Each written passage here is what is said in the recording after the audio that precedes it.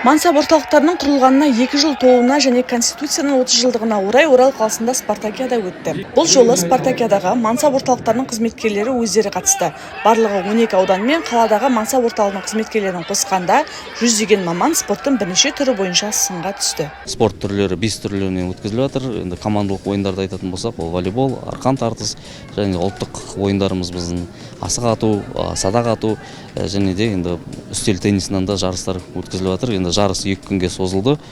Енді алдағы жылдарда дәстүрлі түрде өткіземіз деген ойдамыз. Мансап орталықтары осыдан 2 жыл бұрын құрылған болатын. Олар қазір елдегі жұмыссыздықты азайтуға бағытталған мемлекеттік бағдарламаларды жүзеге асырып отырған бірден-бір мекеме. Бүгінгі спартакиада аясында спорттың бірнеше түрінен сайысқа түскен мамандар өздерінің физикалық белсенділіктерін сынады. Волейбол спорт түрінен қатысып жатырмыз. Мансап орталығының 2 жылдығына орай өткізіп жатқан жарысқа келіп тұрмыз. Бүгінгі жарыс өте қызықты өтуде. Бізге ұнап жатыр. Спартакиада дайындықтары өте күшті біздер. Жаңағыдай волейбол, садақ ату, арқан тартыс, асық, солар бәрі болды. Теннис ойындары болды. Күшті, жақсы көңіл күйдеміз.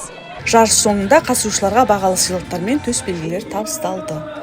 Жанат Күшкінбай, Наурыз Қалитов, Жайық пресс.